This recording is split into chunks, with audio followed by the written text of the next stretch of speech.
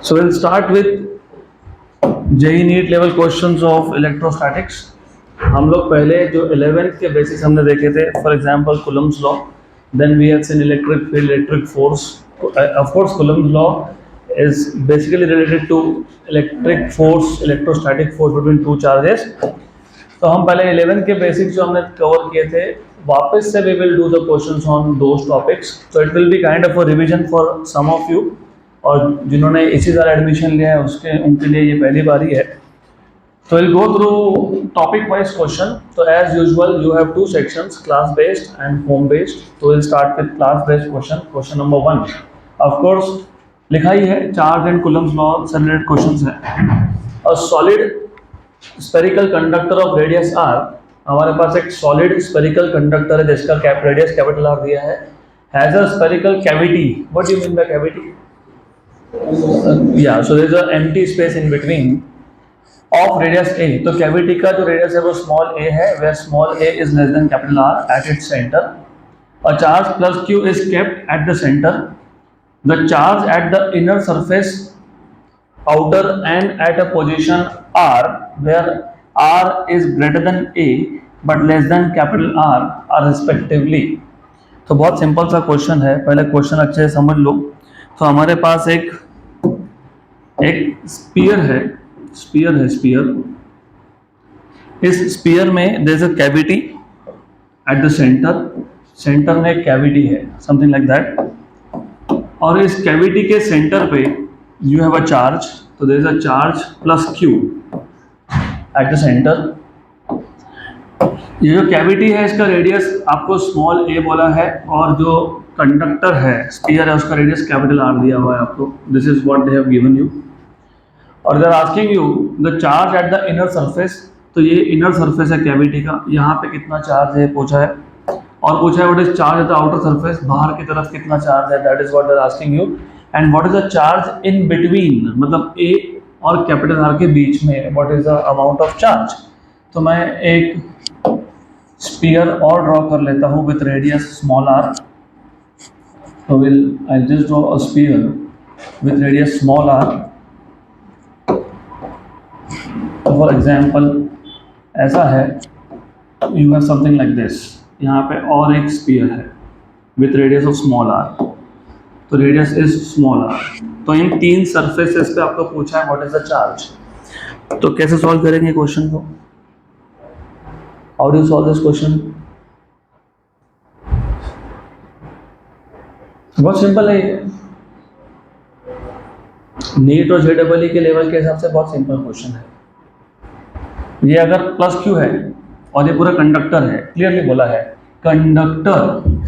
Conductor में अगर ये पॉजिटिव चार्ज है सेंटर पे, तो equal amount of negative charge अंदर की सरफेस पे अट्रैक्ट होगा। तो ये जो अंदर का सरफेस है ना, वहां पे कितना होगा?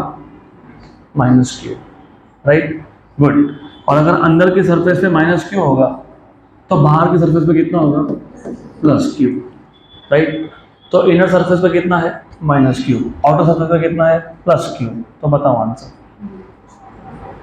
Option B, Q.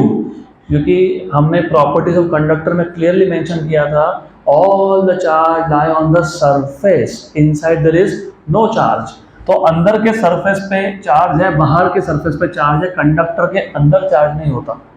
तो option number B, minus Q plus Q and zero.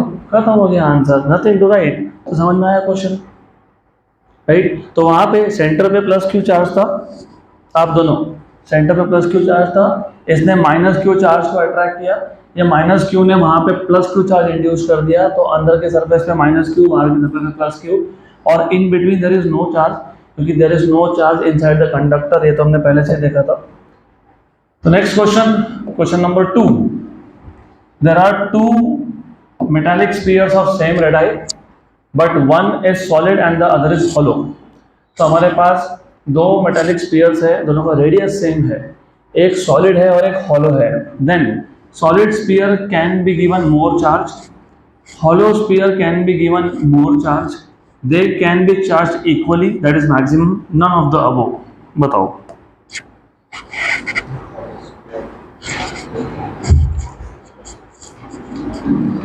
अभी मैंने बोला charge only resides on the surface.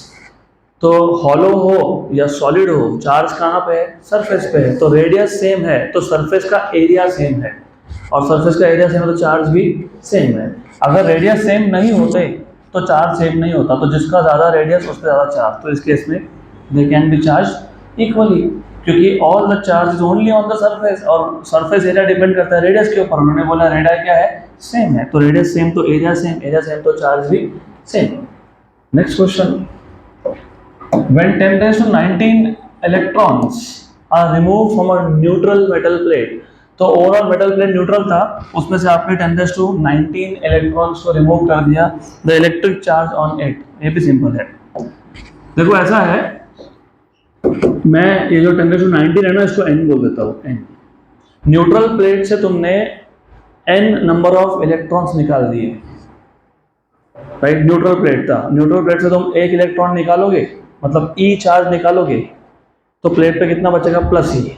अगर 2 इलेक्ट्रॉन निकालूंगा तो -2E रिमूव कर दिया, तो प्लेट पे कितना हो गया? +2E। -3 मतलब 3 इलेक्ट्रॉन निकाल दिए तो प्लेट पे कितना हो गया? +3। 4 इलेक्ट्रॉन रिमूव किए तो -4E गया, तो प्लेट पे कितना आया? तो n निकाल दिए तो प्लेट पे कितना हो गया? Ne हो गया। n कितना है? 10 raised to 19, और E कितना होता है? 1.6 × 10 raised to -19, तो प्लेट पे कितना चार्ज आ गया? +1.6 कूलम, +1.6 कूलम। डन। ओके, इसमें भी क्या ही लिखना है। अगर मैंने 10 raised to 19 प्रोटॉन निकाले होते तो -1.6। Done. Next question, this is a good question. ये PYQ है, नीट का PYQ है। A solid conducting sphere of radius a, अंदर एक सॉलिड कंडक्टिंग स्फीयर है, रेडियस a है, has a net positive charge 2q। तो जो अंदर का स्फीयर है, इस पे नेट पॉजिटिव चार्ज है 2q + 2q। A conducting spherical shell of inner radius b, तो एक कंडक्टिंग स्फेरिकल शेल है जिसका इनर रेडियस b है और आउटर रेडियस कितना है? c है। Is concentric with the solid sphere, तो जो स्फेरिकल शेल है ये स्फीयर के साथ कॉन्सेंट्रिक है, मतलब सेंटर क्या है? सेम है। और ये जो स्फेरिकल शेल है has a net charge of -q, तो इस शेल के ऊपर net charge, net important word है ये, net resultant charge, total charge, effective charge कितना है? -q। Okay, net charge -q है, नेट चार्ज इज -q, याद रखना है। The surface charge density on the inner and outer surfaces of the spherical shell will be, ये जो spherical shell है इसके इनर सरफेस पे और इसके आउटर सरफेस पे what is the charge density, ऐसा क्वेश्चन पूछा है आपको। तो हाउ टू सॉल्व? क्वेश्चन नहीं समझ में तो और बता देता हूँ। एक हमारे पास कंडक्टिंग स्फीयर है, सॉलिड स्फीयर है जिसका रेडियस है a, उस पर चार्ज है 2q। उसके बाद एक कॉन्सेंट्रिक शेल है with inner radius of b, outer radius of c। इस कॉन्सेंट्रिक शेल पे नेट चार्ज -q है, नेट चार्ज कितना है? -q है। तो आपको पूछा है कि इसके इनर सरफेस पे और इसके आउटर सरफेस पे what are the charge densities. How do you find out charge density? Charge upon area, area not volume, area. Okay, charge upon area. तो इनर सरफेस के लिए चार्ज अपॉन एरिया, एरिया आएगा 4πb², क्योंकि sphere का area क्या होता है? 4π radius square. तो इनर के लिए रेडियस कितना है? b, आउटर के लिए कितना है? c। तो पहली बात, सबसे पहली बात, यू हैव टू सी, कहीं दिख रहा है क्या ऐसा? इनर पे दिख रहा है क्या? इनर पे नहीं। 4πb², 4πb² तो यहाँ आ गया। आउटर पे कितना होना चाहिए? 4πc²। c कहीं पे भी है क्या? नहीं है, मतलब प्रिंटिंग मिस्टेक है। तो मैं पहले तो प्रिंटिंग मिस्टेक को करेक्ट कर लेता हूँ। करेक्ट कर लिया, यहाँ पे भी करेक्ट कर लिया। अब आंसर आएगा कुछ ना कुछ ए बी सी में से एक। तो क्या करेंगे बताओ? How to solve this? Same logic, ये +2q है ना, तो ये कितना अट्रैक्ट करेगा? -2। Very good, -2q। Then inner तो मिल गया ना। इनर सरफेस पे कितना हो गया? चार्ज अपॉन एरिया, चार्ज कितना है? -2q, एरिया कितना है? 4πb²। ये तो आ गया, राइट। और पूरे शेल पे नेट चार्ज कितना था? एक काम करता हूँ, इसको क्यू डैश बोल देता हूँ, और इस पे जो नेट चार्ज है इसको क्यू नेट बोल देता हूँ। तो what is Q net? Q net is the addition of these two, तो it is Q dash plus, लेकिन मतलब माइनस, क्योंकि ये माइनस है।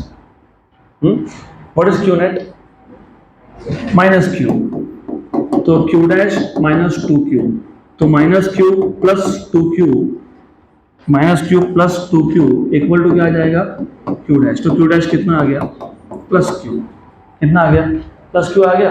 Okay, very good. तो what is the surface density on the outer one?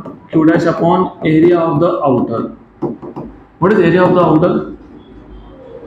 4 pi C square, तो Q upon 4 pi C square. कौन सा आंसर है? A, with correction in the options. हो गया, डन, खत्म।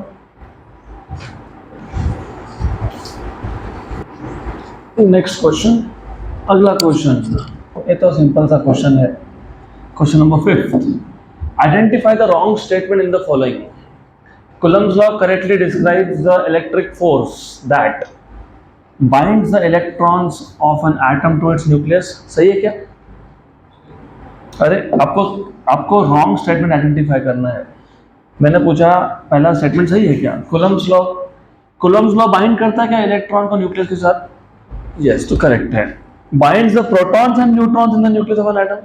नहीं, कर ही नहीं सकता, क्योंकि Coulomb's law is between charges. It depends on charge. Neutron has no charge, right? तो Coulomb's law तो नहीं बाइंड करता, तो कौन बाइंड करता है प्रोटॉन्स एंड न्यूट्रॉन्स को? Strong nuclear force. अगला question, this is also a good question, simple है। A conductor has been given a charge -3 × 10⁻⁻7 coulomb by transferring electron। तो कंडक्टर पे हमने -3 × 10⁻⁻7 कूलम का चार्ज डाल दिया by transferring electron। Mass increase in kilogram of the conductor and the number of electrons added to the conductor are respectively। Simple सा question है, अगर हमने कंडक्टर पे इलेक्ट्रॉन ट्रांसफर करके -3 × 10⁻⁷ का कूलम का चार्ज दे दिया, तो टोटल नंबर ऑफ इलेक्ट्रॉन्स कितने ऐड हो गए और टोटल मास कितना इंक्रीज हुआ। सिंपल सा क्वेश्चन, अभी तो बताया था मैंने।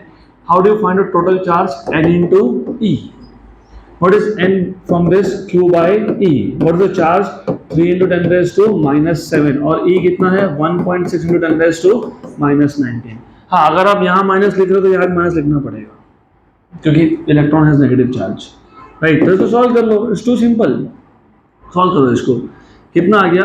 3/1.6, चलो 3/16 लिख लेते हैं। 10⁻⁻20 ऊपर जाके +20, -7 + 20 कितना होता है?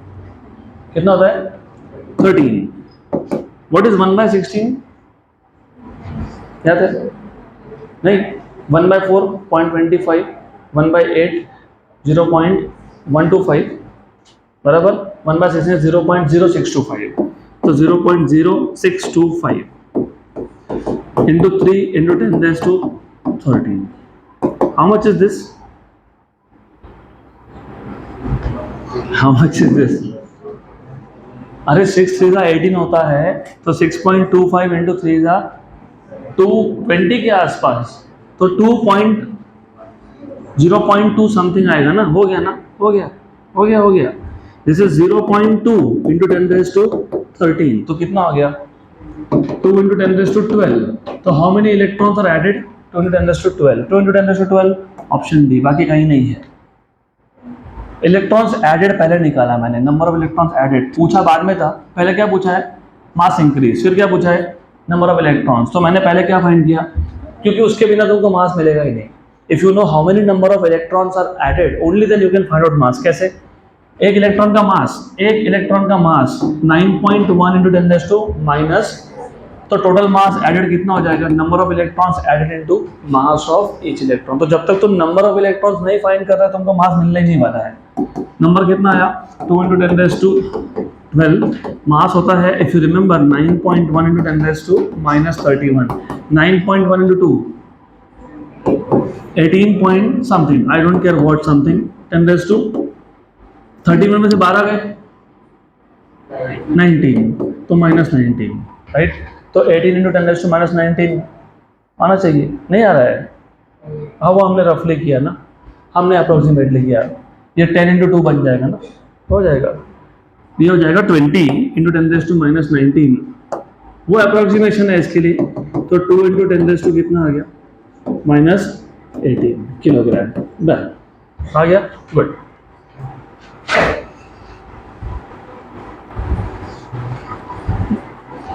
अगला question, very good question, simple है लेकिन इंटरेस्टिंग क्वेश्चन है। क्या बोला है, 5 balls numbered 1 to 5 are suspended using separate threads. तो 5 बॉल है, हमने उनको सेपरेट थ्रेड से सस्पेंड कर दिया। Pairs 1 2, 2 4 and 4 1 show electrostatic attraction, while pair 2 3 and 4 5 show repulsion. Therefore ball 1 must be positively charged, negatively charged, neutral, made up of metal. ये तो sense नहीं बनता, दिस इज नॉनसेंस। तो कैसे सॉल्व करेंगे इसको, इट इज़ वेरी सिंपल। तो देखो यहीं पे कर लेते हैं। व्हाट वी डू इज, हम यहाँ पे 5 बॉल्स वी विल कंसिडर। तो ठीक है, टेक बॉल नंबर 1। तो लेट अस से this is ball number 1, okay. ऐसा 5 बॉल्स हैं, numbered from 1 to 5, they are suspended from different threads. This is more of aptitude type of question. इसमें physics कम है, इसमें एप्टीट्यूड ही है सब। तो सिर्फ चेक करना पड़ेगा आपको कि पहले बॉल पे चार्ज क्या हो सकता है और क्या नहीं हो सकता है। That's what you're supposed to check. तो anyways, तो ऐसा है। Lastly, you will find. Okay, good. Then अभी इन्होंने क्वेश्चन में क्या बोला है, पहले तो समझ लो ये 5 बॉल्स हैं, यू हैव 1 2 3 4 and 5। अगर मैं पहले ऑप्शन से स्टार्ट करूँ, if I take the first ball to be positive, कौन से पेयर में अट्रैक्शन है, 1 and 2।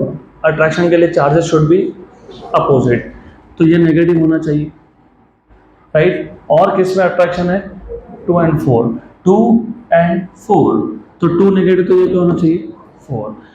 अगर 1 और 2 में अट्रैक्शन है, 1 और 2 में अट्रैक्शन है, तो 1 पॉजिटिव तो दूसरा नेगेटिव, और 2 और 4 में तो दूसरा नेगेटिव चौथा पॉजिटिव। तो फर्स्ट एंड फोर्थ में तो अट्रैक्शन हो ही नहीं सकता, मतलब पॉजिटिव तो नहीं है। सेकेंड ऑप्शन भी वैसा ही है, सेकेंड भी नहीं आ सकता। क्यों, क्योंकि अगर मैं पहले को नेगेटिव लेता हूँ, पहले और दूसरे में अट्रैक्शन होने के लिए क्या होना चाहिए, पॉजिटिव। दूसरे और चौथे में अट्रैक्शन होने के लिए क्या होना चाहिए, तो पहला और चौथा क्या हो गया, है ना, राइट। तो ये तो नहीं हो सकता, इट इज नॉट पॉसिबल। तो अगर मैं पहले को ही न्यूट्रल ले लेता हूँ, if I take the first one neutral, तो पहला न्यूट्रल ले लो, पहला न्यूट्रल है, अगर पहला न्यूट्रल है तो वो सेकंड के साथ अट्रैक्ट कर सकता है, राइट, और वो फोर्थ के साथ भी कर सकता है, because of gravitational force, not because of electrostatic force, right. तो पहला क्या होगा, done, simple. More of aptitude type of question. और रिपल्शन किसमें हो रहा है, 2 3 4 5, तो 2 3 4 5 ये सारे चार्ज्ड है, और सिर्फ पहला वाला कौन है, न्यूट्रल है। Done, nothing to solve. हाँ इलेक्ट्रोस्टैटिक ही है, लेकिन लुक क्या बोला है, शो इलेक्ट्रोस्टैटिक अट्रैक्शन, इलेक्ट्रोस्टैटिक, तो दोनों में से एक भी चार्ज स्टैटिक है तो वो इलेक्ट्रोस्टैटिक होता है, दूसरे पे हो नहीं हो, डजंट मैटर रियली। तो पहले पे अगर चार्ज नहीं भी है, न्यूट्रल है, दूसरे पे तो है, तो दूसरा चार्ज तो स्टैटिक है ना, तो कंडीशन क्या बन गया, electrostatic. That does not mean कि ग्रेविटेशन नहीं है। एनी टू चार्ज पार्टिकल्स, अगर उसमें इलेक्ट्रोस्टैटिक फोर्स है तो ग्रेविटेशन फोर्स होता ही है, बिकॉज मासेस है तो ग्रेविटेशनल फोर्स है, तो all of them are static. Done. अगला question, this is a good question, good one. A conducting sphere of radius R, हमारे पास एक कंडक्टिंग स्फीयर है ऑफ रेडियस आर, और उस पर एक चार्ज है Q, is joined to a conducting sphere of radius 2r। ये जो स्फीयर था जिसका रेडियस r था, उसको हमने दूसरे स्फीयर से ज्वाइन कर दिया, उसका रेडियस कितना है, 2r, and a charge -2q। The charge flowing between them will be, what is the charge flowing between them. तो जब आप दो कंडक्टर्स को ज्वाइन करते हो, तो एक कंडक्टर से दूसरे या दूसरे से पहले कंडक्टर पे चार्ज फ्लो होता है, तो कितना चार्ज फ्लो है ऐसा आपको पूछा है।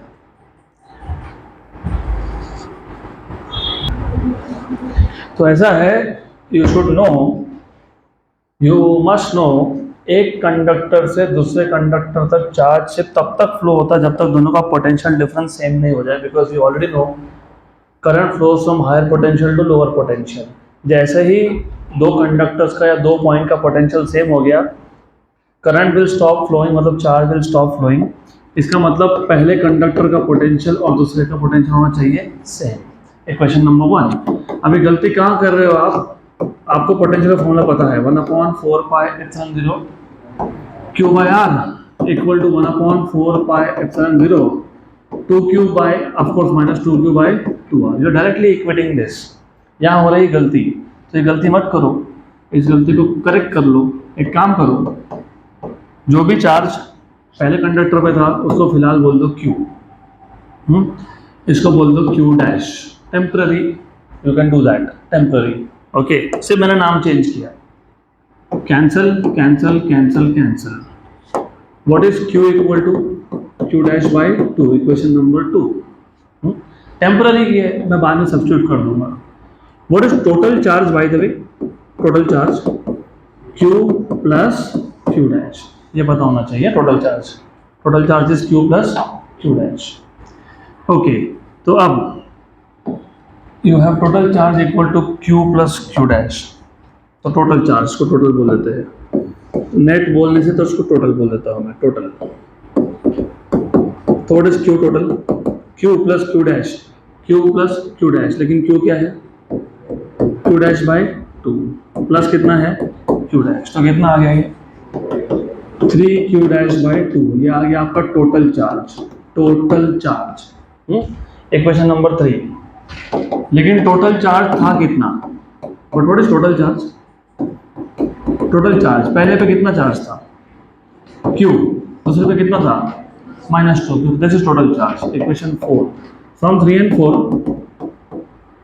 3 and 4 you have Q minus 2Q equal to 3Q dash upon 2, ये कितना आ गया -Q, और ये कितना आ गया 3Q डैश बाई 2, तो Q डैश कितना आ गया -2Q बाई 3, -2Q बाई 3, आ गया, हो गया। What will be Q? What will be Q? क्या आएगा Q dash by 2, Q dash by 2 कितना Q dash by 2, Q is Q dash by 2, Q dash कितना है -2Q बाई 3, तो Q कितना आ गया, कितना आ गया, कितना आ गया, अरे बताओ कितना आ गया। हाँ, लेकिन तुमको चीज समझ में आई, तुम गलती कहाँ कर रहे हो। तुम जब यहाँ पे स्मॉल q लिख रहे थे, यहाँ पे -2Q लिख रहे थे, वो तो फाइनल सिचुएशन हो गई ना। ध्यान दो यहाँ पे, व्हेन आई से पोटेंशियल्स आर सेम, चार्ज तब तक फ्लो होगा, कब तक फ्लो होगा, जब तक पोटेंशियल। तो तुमने क्या किया, क्या लिखा V1 इक्वल टू V2, लेकिन तुमने V1 इक्वल टू V2 लिखते वक्त यहाँ पे क्या लिख दिया था, क्या लिख दिया था स्मॉल q, और यहाँ पे क्या लिखा था, हाँ लेकिन पोटेंशियल सेम तो बाद में हुआ, तो फाइनल सिचुएशन है ना ये। इनिशियल सेम था क्या पोटेंशियल, इनिशियल पोटेंशियल सेम था क्या, नहीं। तो इनिशियल जब पोटेंशियल सेम नहीं था तो पहले कंडक्टर पे कितना चार्ज था, कितना था, कितना था Q, और दूसरे पे कितना था -2Q। इनिशियल पहले पे कितना था, दूसरे पे कितना था, तो फाइनल सिचुएशन में पहले पे कितना है कैपिटल Q, और दूसरे पे कितना है Q डैश। तो तुमने जब लिखा ना स्मॉल q बाई r, तुमने वहीं पे गलती कर दी। नहीं समझ में आया, मैं वही बताता हूँ, क्वेश्चन पढ़ो।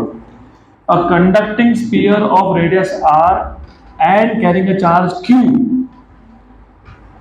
राइट। तो पहला जो कंडक्टर है उस पे इनिशियल चार्ज कितना है, कितना है, मेरे को सुनाई कम देता है, थोड़ा जोर से बोलो, कितना है q है, और दूसरे पे कितना इनिशियल, वेरी गुड, सही है। तो ये स्मॉल q और -2Q कौन है, इनिशियल है। The charge flowing between them will be, charge कब तक फ्लो होगा, तो charge will flow until will flow, कब तक फ्लो होगा? Until potentials are same. तो पहले पोटेंशियल सेम थे क्या? नहीं थे ना पहले पोटेंशियल सेम। पहले का पोटेंशियल क्या था? 1/4πε0 स्मॉल क्यू बाई आर। दूसरे का क्या था? 1/4πε0 -2q/r। ये तो इनिशियल पोटेंशियल था ना। तो फाइनल पोटेंशियल, ये फाइनल पोटेंशियल लिख रहे हो तुम, तो फाइनल चार्ज सेम है क्या दोनों पे? यस और नो? नहीं है ना। तो तुमने स्मॉल क्यू क्यों लिखा यहाँ पे -2q क्यों लिखा था? तो यहाँ गलती हो गई। अभी समझ में आया गलती कहाँ हो रही है? ये पोटेंशियल सेम लिखने के बाद जो चार्जेस है वो फाइनल चार्जेस है। कौन से है वो? फाइनल। इनिशियल कितना था? स्मॉल क्यू, और यहाँ पे कितना था? -2q। अभी क्लियर हुआ? What is the final charge on the first conductor? Capital Q। What is that? What is that?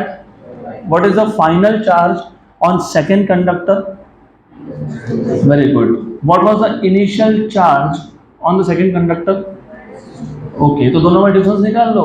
तो उतना चार्ज फ्लो हो गया कहाँ से? कंडक्टर 2 से कंडक्टर 1 तक। तो चार्ज flowing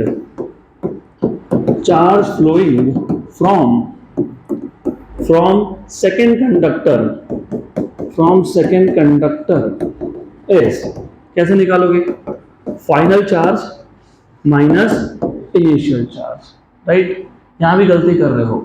final charge Q dash minus initial, और इनिशियल खुद क्या था? -2q था। तो ये आ गया आपका -2q/3 प्लस 2q। तो 2q कॉमन निकाल लो, क्या हो गया? 1 - 1/3। What is 1 - 1/3? 2/3। What is 2/3 into 2q? 4q/3। तो कितना चार्ज फ्लो हुआ? 4q/3। 4q/3 option number D. Is this clear? कि अभी भी डाउट है? पक्का? तो ये जब तुम लिखते हो, ये कौन सा कंडीशन होता है? Final.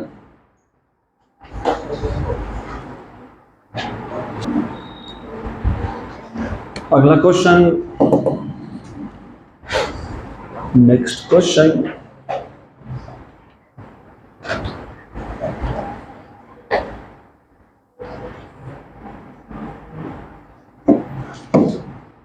Two equal point charges each of 3 microcoulomb are separated by a certain distance in meter। हमारे पास दो इक्वल चार्जेस है 3 माइक्रोकूलम के। They are separated by a certain distance in meter। They are located, if they are located at I cap plus J cap plus K cap, मतलब पहले charge का location दिया हुआ है I cap plus J cap plus K cap, और दूसरे का दिया हुआ है 2I cap plus 3J cap plus 3K cap। Then the electrostatic force between them is। अब इस क्वेश्चन को सॉल्व करने के लिए तुमको मैं एक सिंपल सा मेथड बता देता हूँ। एक काम करना, क्योंकि बाकी जगह पे ऐसा है, थोड़ा कॉम्प्लिकेटेड है। उन्होंने क्या किया है ना, उन्होंने ऐसा किया है कि एक कार्टेशियन कोऑर्डिनेट सिस्टम लिया, फिर यहाँ पे एक पॉइंट लिया जहाँ पे पहला चार्ज डाल दिया, दूसरा पॉइंट लिया जहाँ पे दूसरा चार्ज है, पहले का पोजीशन वेक्टर है, दूसरे का भी पोजीशन वेक्टर है, तो दोनों पोजीशन वेक्टर से डिस्टेंस निकाल लिया, इसका पहले और दूसरे का। Do you remember what are position vectors?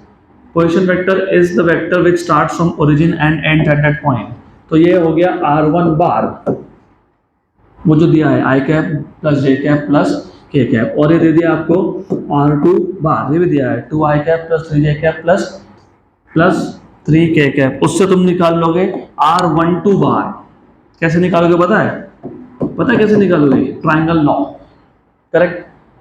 r1 bar plus r12 bar is equal to r2 bar, correct? ऐसा करने की कोई जरूरत नहीं है, बिकॉज हमने स्कूल में सीखा था डिस्टेंस फॉर्मूला। याद है क्या डिस्टेंस फॉर्मूला? और तुमको डिस्टेंस ही चाहिए क्योंकि चार्जेस तो दिए हुए हैं। फोर्स कैसे निकालते हो? 1/4πε0 q1 q2 बाय r²।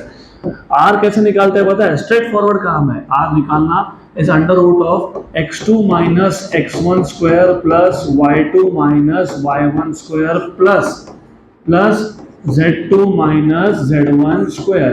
और हमको इलेक्ट्रोस्टैटिक फोर्स में वैसे भी r का स्क्वायर लगता है। क्या लगता है? r square. तो मैं एक काम करूंगा, इसको लिखूंगा ही नहीं, सीधा सीधा यहाँ पे लिख दूंगा r square. What is x2? 2 minus 1 1, तो 2 minus 1 is 1 square. What is y2? 3 minus 1 is 2 square plus 2 square. 4 और 1 मतलब 9, तो r स्क्वायर कितना आ गया? 9। तो कोई वेक्टर्स ड्रॉ करने का काम नहीं है, स्ट्रेट फॉरवर्ड है। इसको तुम डिस्प्लेसमेंट भी बोलते हो। x2 minus x1 i cap plus y2 minus y1 j cap और z2 minus z1 k cap, इसको तुम डिस्प्लेसमेंट भी बोलते हो because if the particle goes from one point two another that is what you get. पर हमको displacement नहीं चाहिए, हमको सिर्फ डिस्टेंस चाहिए, मिल गया डिस्टेंस। डिस्प्लेसमेंट का मैग्नीट्यूड होता है डिस्टेंस, तो डिस्टेंस निकाल लिया, उसका स्क्वायर भी मिल गया। What is electrostatic force? 1/4 pi epsilon 0 q1 q2 by r square. 1/4 pi epsilon 0 कितना होता है? 9×10⁹। चार्जेस कितने थे? 3 माइक्रोकूलम दोनों, तो 3 माइक्रोकूलम दोनों के दोनों, माइक्रो दोनों 3 थे, तो Q1 और Q2 सेम है, तो क्या लिख दिया? स्क्वायर। R स्क्वायर कितना है? 9, 9 और 9 हो गया कैंसल, और बोला है उन्होंने मीटर में, तो मीटर में 3 का स्क्वायर 9, 10⁻² और प्लस 3 कितना? -3, तो 9×10⁻³ newton, option number B.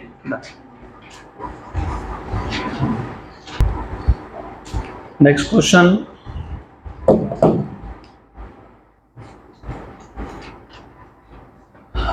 Okay, extremely simple question, या ध्यान दो, too simple. 4 charges are arrange at the corners of a square ABCD, A B C और D।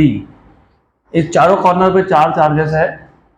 The force on the charge kept at the centre O, तो अगर मैं centre पे कोई भी एक चार्ज रख देता हूँ, some charge irrespective of the value of charge, कितना भी हो सकता है, डजंट मैटर रियली, तो इस पे जो फोर्स एक्ट होगा उसकी वैल्यू 0 है, अलॉन्ग द डायगोनल AC है, अलॉन्ग डायगोनल BD है, या फिर परपेंडिकुलर टू AB है, ऐसा पूछा है।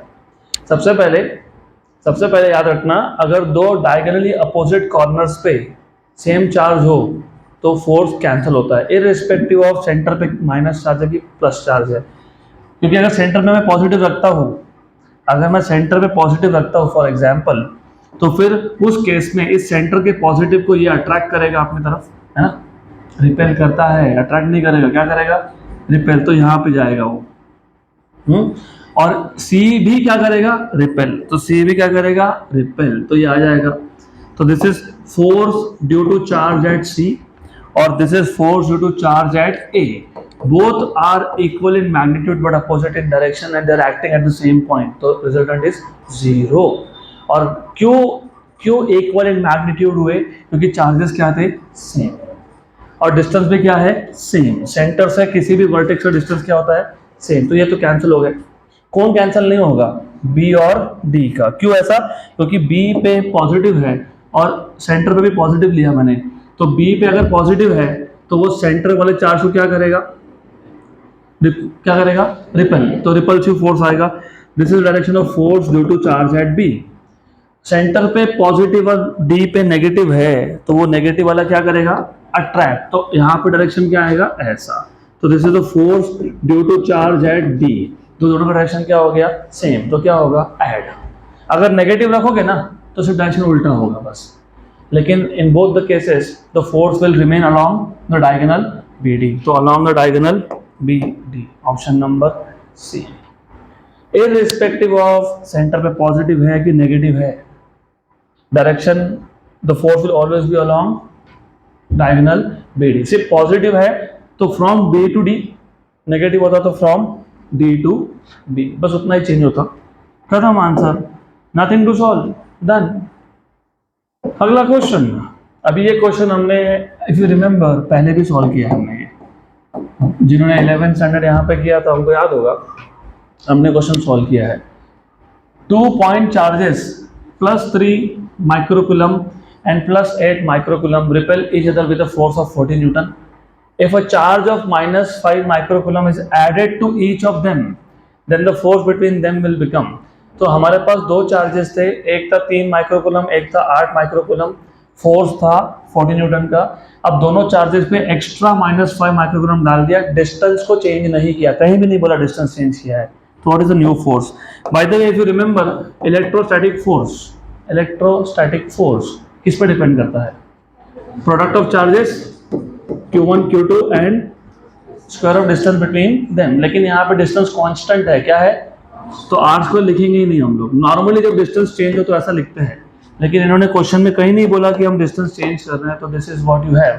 तो पहले केस का फोर्स को मैं F बोल देता हूँ, दूसरे केस के फोर्स को मैं F डैश बोल देता हूँ। पहले केस में चार्जेस को Q1 Q2 बोलता हूँ, दूसरे में Q1 डैश और Q2 डैश बोल देता हूँ। तो what will be F dash by F will be Q1 dash Q2 dash upon Q1 into Q2। सही है, यहाँ तक क्लियर। Q1 की वैल्यू कितनी है 3 माइक्रो और 8 micro. Don't worry about micro, क्योंकि ऊपर भी माइक्रो माइक्रो आएगा, नीचे भी माइक्रो माइक्रो आएगा, तो वो कैंसिल हो जाएगा। तो 10⁻⁻12 ऊपर भी है नीचे भी, इसको भूल जाओ, छोड़ दो, वो कैंसिल हो गया वो, right. What is Q1 dash, that is important.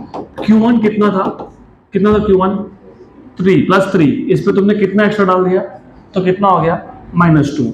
तो Q1 dash is Q1 minus 5 microcoulomb, क्योंकि 5 तुमने एक्स्ट्रा डाला। तो ये Q1 की वैल्यू थी 3 में से गए 5, तो कितना हो गया -2 microcoulomb. What will be Q2 dash, same thing, it will B Q2 -5 microcoulomb, correct. Q2 कितना था 8 में से 5 निकाल लो, 3 माइक्रो, तो हो गया दिस वाज 3 माइक्रोकूलम और दिस वाज 8 माइक्रोकूलम, है ना। उल्टा लिख रहा हूं, तुम हाँ बोल रहे हो। वो नीचे आएगा, 3 इंटू 8 नीचे आएगा, इनिशियल चार्जेस डिनोमिनेटर में है, न्यूमरेटर में क्या आएगा Q1 dash. What is Q dash, Q1 dash कितना -2। व्हाट इज Q2 डैश 3, तो कैंसल और कैंसल, 1 जा और 4 जा, तो F डैश क्या आ गया -F/4। व्हाट इज F, 40/4, तो कितना हो गया -10, option A.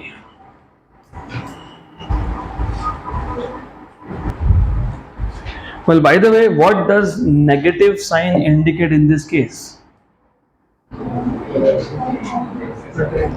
Force is attractive, क्योंकि एक चार्ज नेगेटिव है एक पॉजिटिव है, और पॉजिटिव फोर्स मतलब force is repulsive. Next question, very good. अब ये क्वेश्चन भी बहुत अच्छा है नीट वालों के लिए, खासकर those who are preparing for NEET, और ये हम लोग ओरली सॉल्व कर लेंगे। We will not solve, we will just directly get to the answer. क्या बोला है, in figure 2 positive charges Q2 and Q3 are fixed along y axis.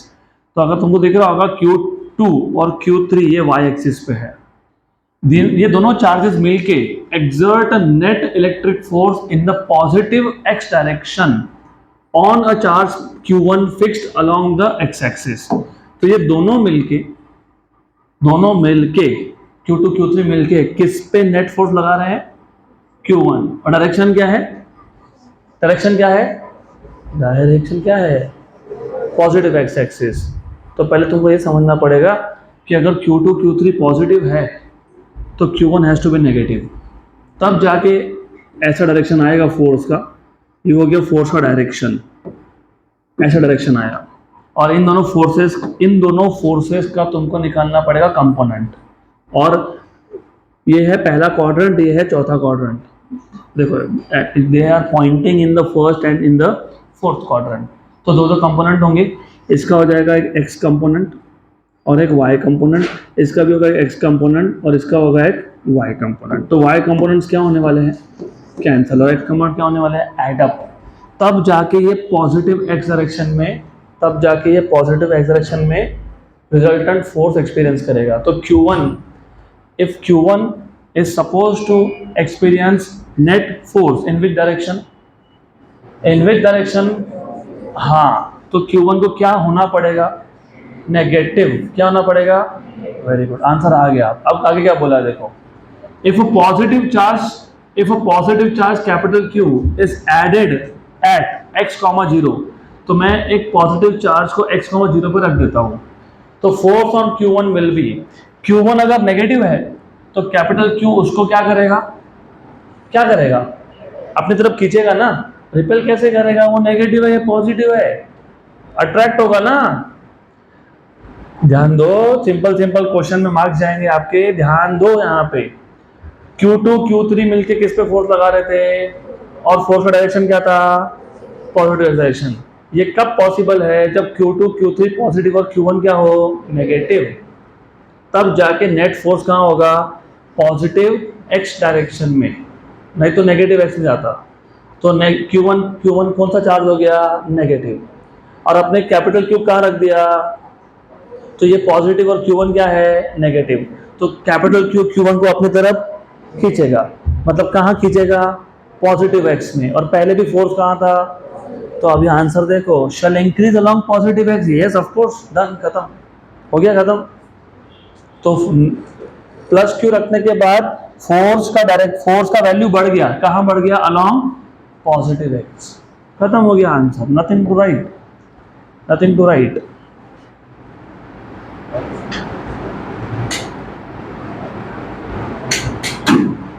Next question, very good, good question. Electric charges of 1 microcoulomb, -1 microcoulomb and 2 microcoulomb, 1, -1 and 2 are placed in air at the corners A, B, C respectively of an equilateral triangle ABC, having length of each side 10 centimeter. The resultant force on the charge at C is. ये question भी हमने 11th standard में cover किया है, basic electrostatics में हमने cover किया है सेम क्वेश्चन। इसका आंसर भी याद है मुझे, at least if you remember it's okay, if you don't that's not a problem. तो यहाँ ध्यान दो, हमारे पास ना एक इक्विलैटरल ट्रायंगल है ABC, ए पे +1 माइक्रोकूलम चार्ज है, B पे -1 है और C पे 2 माइक्रोकूलम है, और लेंथ आपको दिया है 10 सेंटीमीटर, और आपको पूछा है the resultant force on the charge at C। तो यहाँ पे जो चार्ज था A पे, वो इसको मैं Q1 बोल देता हूँ, ये पॉजिटिव चार्ज है। B पे कौन है, Q2, ये कौन सा चार्ज है, नेगेटिव चार्ज है। और C पे कौन है, 2, वो कौन है, पॉजिटिव। नेट फोर्स किस पे निकालने के लिए बोला है आपको, C पे। तो पहले ये बता दो, C पे जो चार्ज है वो पॉजिटिव है ना, है कि नहीं, यस। और A पे जो चार्ज है वो भी क्या है, पॉजिटिव है। तो क्या होगा, अट्रैक्शन की रिपल्शन, तो डायरेक्शन होगा फ्रॉम A टू C, क्योंकि फोर्स एक्सपीरियंस कौन कर रहा है, C, लगा कौन रहा है, A। तो A उसको क्या करेगा, पुश की पुल, पुश। तो ये हो गया force on C due to A का डायरेक्शन। C पॉजिटिव है, B कौन है, नेगेटिव है। तो B पे जो चार्ज है वो इसको पुश करेगा कि पुल करेगा, तो force on C due to B is towards B, मतलब C टू B। तो ये आ गया force on C due to B, correct. यहाँ तक क्लियर, पक्का क्लियर, 100% क्लियर। तो ये दोनों forces they are align to each other at some angle, and that some angle is 120। क्यों 120? इक्विलैटरल ट्रायंगल का हर एंगल 60 होता है, तो ये 60 है और ये टोटल 180 है, तो बचा हुआ बाहर का कितना है। वैसे भी exterior angle of an equilateral triangle is 120, ये पता ही होना चाहिए था। तो this is something that you should know now. और अगर आपको याद होगा, वो भी याद होना चाहिए, क्योंकि 11th में हमने वेक्टर सीखा है, resultant of two forces is always along diagonal. और how do you find out resultant of two forces, under root of पहला फोर्स, इसको F1 बोल देता हूँ, इसको F2 बोल देता हूँ, तो क्या आएगा, plus F2 square plus 2F1 F2 cos of theta, where theta is the angle between the two forces. अब आपको F1 व F2 फाइंड करना चाहिए, उससे पहले एक काम करता हूँ मैं, F1 square plus F2 square plus 2F1 F2, what is cos of 120 minus half. cos of 120 is cos of 90 plus 30, cos of 90 plus 30 is minus sin 30, and sin 30 is half, तो minus half, 2 और 2 गया, ये minus sign आगे आ गया, तो under root of F1 square plus F2 square minus F1 F2। अब आपको बताता हूँ मैं कि नीट के लिए मैंने वेक्टर्स के क्वेश्चन क्यों लिए थे। मैंने आपको बताया था कि नीट में डायरेक्टली वेक्टर्स पे क्वेश्चन नहीं आता, JEE में आते हैं, लेकिन ज़रूरी है, क्योंकि उधर वो क्वेश्चन था कि अगर हमारे पास याद होगा तो होना चाहिए, वैसे 2 वेक्टर्स थे, एक छोटा वेक्टर था, एक बड़ा वेक्टर था। छोटे वेक्टर को रिजल्टेंट परपेंडिकुलर था, ऐसा क्वेश्चन था वेक्टर्स में। तब तुमने अगर नोटिस किया होगा, तो हमने जब एंगल फाइंड किया था 2 वेक्टर्स में, तो 120 आया था, और एंगल 120 आया था, तो रिजल्टेंट था a square plus b square minus ab raise to half. आ रहा है यार, आना चाहिए, तो वही तो है A square plus B square minus A B raise to half. तो अगर तुमको ये याद रहता, तो जैसे तुमने देखा equilateral triangle extended angle 120 f1 square plus f2 square minus f1 f2 whole raise to half, तो इतना स्टेप बच जाते तुम्हारे। अगेन कॉम्पिटिटिव एग्जाम में time is the most essential factor, तो ये सब चीजें अब तुमको क्वेश्चन पढ़ते से याद आनी चाहिए। Two vectors aligned to each other at 120, what is the resultant? f1 square plus f2 square minus f1 f2 raised to half, square root है तो raised to half। अभी f1 और f2 फाइंड कर लो। How do you find out f1? f1 क्या था? Force between a and c, तो force on c due to a 1 upon 4 pi epsilon 0, right? qa qc upon distance between a and c का square, distance तो same ही आने वाले हैं। What is this? 9 into 10 raised to 9. What is charge on A? 1 microcoulomb. कितना? 1 micro. 10 raised to minus 6. What is charge on C? 2 microcoulomb. So 2 into 10 raised to minus 6. What is the distance between A and C? 10 centimeter. 10 centimeter is 10 raised to minus 1 meter. उसका square 10 raised to minus 2. 10 raised to minus 12 और नीचे 2 minus 2, तो 10 raised to minus 10. Minus 10 and 10 raised to 9, तो 10 raised to minus 1, 9 to the 18, 1.8, तो 1.8 आ गया f1। f2 भी ऐसे find कर लोगे। What is f2? It is the force between b and c, the force on c due to b, तो ये आएगा 1 upon 4 pi epsilon 0 qb qc upon r bc square, 9 into 10 raised to 9, what is qb? बहुत सोचते हो, magnitude wise same आने वाला है। ये चार्ज +1 माइक्रोग्राम था, ये -1 था और वो 2 था, तो चार्जेस का मैग्नीट्यूड और डिस्टेंस सेम है, तो मैग्नीट्यूड वाइज फोर्स भी सेम आएगा, तो सॉल्व करने की जरूरत ही नहीं थी तुमको। You have to always think proportionalities, force depends on product of charges. ये 1 माइक्रोकूलम है, वो -1 माइक्रोकूलम है, सिर्फ डायरेक्शन चेंज होगा, मैग्नीट्यूड क्या होगा? सेम होगा, क्योंकि डिस्टेंसेस सेम है। तो इसका मतलब इसको भी तुम डायरेक्टली लिख सकते थे, क्या लिख सकते थे? 1.8 हो गया, डन। तो अभी what is resultant force? It is under root of 1.8 square, क्योंकि f1 की वैल्यू 1.8 आ गई, f2 की वैल्यू भी 1.8 आ गई, तो 1.8 स्क्वायर माइनस 1.8 इंटू 1.8 है ना, f1 इंटू f2, तो कितना हो गया? 1.8 स्क्वायर। 1.8 स्क्वायर 1.8 स्क्वायर एक बार कैंसिल हो गया। What is square root of 1.8 square? 1.8, तो what is resultant? 1.8। 1.8 option B खत्म।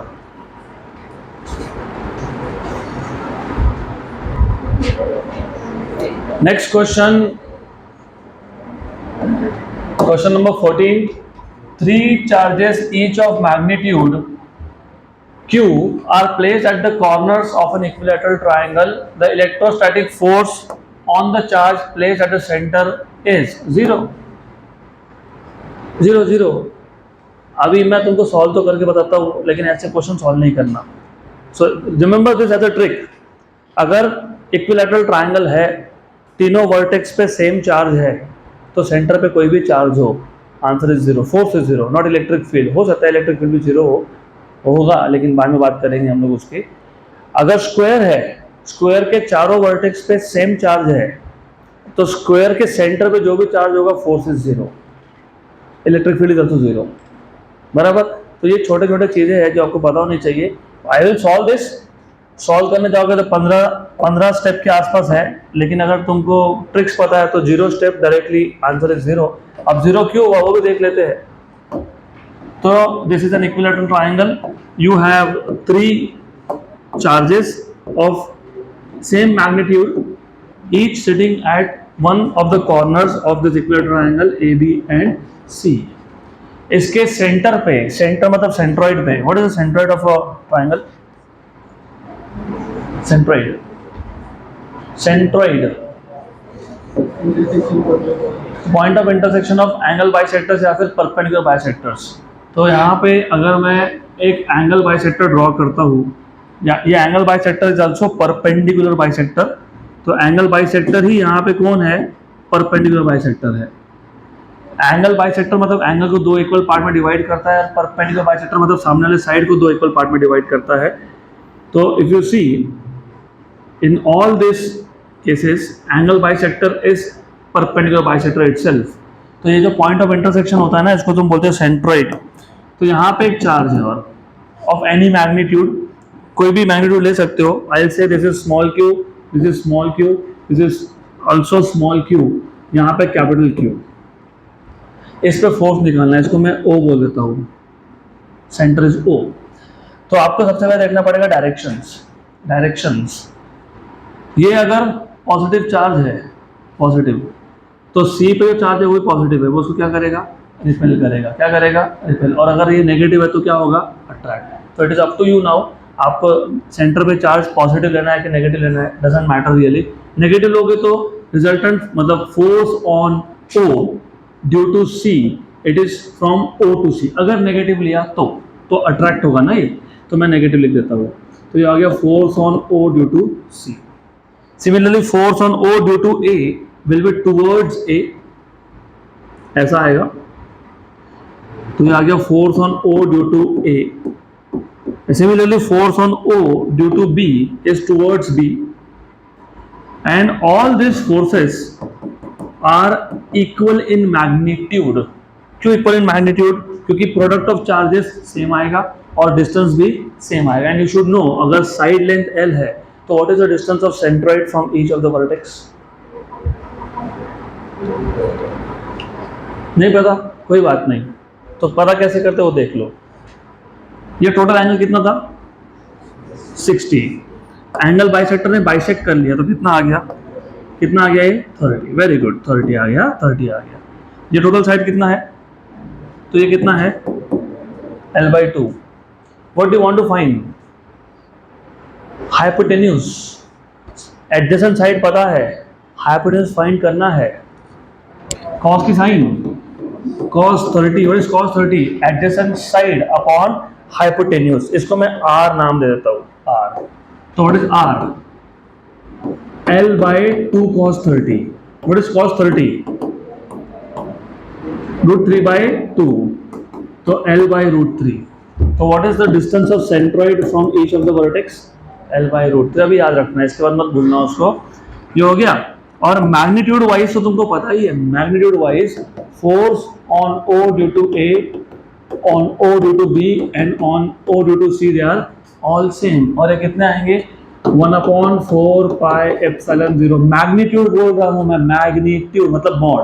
तो small Q capital Q by distance का स्क्वायर, R का स्क्वायर। तो ये आ जाएगा 1/4πε0 कैपिटल क्यू स्मॉल क्यू, लेकिन R क्या था, L/√3। तो L²/3, 3 गया ऊपर। तो यह हो गया force due to all the charges ना, इंडिविजुअली मैग्नीट्यूड वाइज। तो फोर्सेस सेम है। तो तुम क्या कर सकते हो, तुम इसके कर सकते हो कंपोनेंट्स। ये कहाँ पॉइंट कर रहा है, कौन से क्वाड्रेंट में, फोर्थ। तो इसका x कंपोनेंट यहाँ जाएगा, y कंपोनेंट नीचे आएगा। तो ये आ गया उसका x कंपोनेंट। x मतलब ये cos कंपोनेंट है, क्यों, क्योंकि ये 30 है तो ये भी क्या है, 30 है। तो ये कौन सा कंपोनेंट हो गया, cos। तो ये आ गया आपका FOB cos 30। और ये कौन सा कंपोनेंट होगा, FOB sin 30। Correct. Then of course ये जो दूसरा वाला है force on O due to A, उसका भी सेम स्टोरी है, सेम एग्जैक्टली सेम।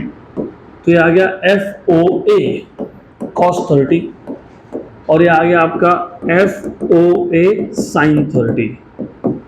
तो FOA और FOB मैग्नीट्यूड वाइज सेम थे, तो हॉरिजॉन्टल कंपोनेंट्स क्या हो गए, कैंसल। तो what is the net downward force, net downward force क्या आएगा, FOA sin 30 plus FOB sin 30। लेकिन FOA और FOB सब क्या थे, सेम। तो क्या नाम दे दिया, F। तो F what is sin 30, F/2। What is sin 30, 1/2। तो कितना हो गया, F। तो डाउनवर्ड फोर्स कितना है, F। और ऊपर कौन सा फोर्स है, FOC, वो भी कितना है, F। डाउनवर्ड कितना है, F। और अपवर्ड कितना है, F। तो डाउनवर्ड और अपवर्ड फोर्सेस क्या है, same, equal in magnitude but opposite इन क्या हो गए। तो नेट फोर्स कितना आ गया, 0। Therefore net force at the centre is 0। इसके लिए हमने आंसर लिखा 0। तो ये सिर्फ आपके रेफरेंस के लिए है। I would tell you a trick जो मैंने ऑलरेडी बता दिया, तीनों वर्टेक्स पे सेम चार्जेस हो तो सेम मतलब चार्ज भी सेम और पॉजिटिव तीनों या तीनों नेगेटिव, सिर्फ उस कंडीशन पे नेट फोर्स कितना होता है, 0। अगला question, hopefully you don't want to write all this. Do you want to write this? No? Good. This question is also a good question. ये भी हमने 11th में कवर किया था। अच्छा क्वेश्चन है ये भी। लास्ट क्वेश्चन है आज का, डोंट वरी, इसके बाद टॉपिक चेंज हो जाएगा, तो will just finish off this one. Two identical conducting spheres carry identical charges. Identical मतलब सेम साइज, और दोनों पे चार्जेस भी सेम है, आइडेंटिकल है, तो एक पे क्यू है तो दूसरे पे भी क्यू है। If the spheres are set at a certain distance apart, they repel each other with a force of F. A third conducting sphere identical to the other two but initially uncharged is then touched to one sphere and then into the other before being removed. The force between the original two spheres is now. तो अभी ध्यान दो, हमारे पास था एक sphere जिस पे charge है Q, हमारे पास है दूसरा स्फीयर जिस पे भी चार्ज है Q। मैं पहले स्फीयर को A नाम दे देता हूँ, दूसरे को B नाम दे देता हूँ। A एंड B दोनों पे चार्ज है Q और Q दोनों पे डिस्टेंस है R। तो force between these two is proportional to Q1 मतलब QA QB, इनिशियल बोल रहा हूँ मैं, इनिशियल, तो प्रोपोर्शनल टू क्या हो गया, Q²। अब तीसरा एक स्फीयर आया C, आया, टच किया, अगर दोनों चार्जेस का डायमेंशन सेम हो, डायमेंशंस मतलब दोनों का रेडियस सेम हो, तो उस केस में क्या होता है, what is total charge, what is the charge on C initially 0। तो टोटल चार्ज कितना हो गया, Q + 0, तो कितना हो गया Q, टोटल चार्ज कितना हो गया Q। और फिर हमने इसको यहाँ से हटा दिया तो आधा चार्ज लेके गया। तो ये जो C था ना, C, इसने क्या किया, टच किया, आधा चार्ज लेके गया। मैंने आपको एक फनी एग्जाम्पल भी दिया था यहाँ पे, अगर याद होगा तो मैं बताता हूँ आखिरी में मैंने क्या बोला था आपको। तो इनिशियल चार्ज यहाँ पे है 0, तो C आया, एक के साथ कांटेक्ट किया और गया, जाते वक्त उसका आधा चार्ज लेके गया, तो आधा इसके पास बचा, आधा ये लेके गया, राइट। उसके बाद ये आया, इसके साथ टच किया, टोटल चार्ज कितना हो गया, Q/2 + Q मतलब कितना, 3Q/2, टोटल कितना है 3Q/2।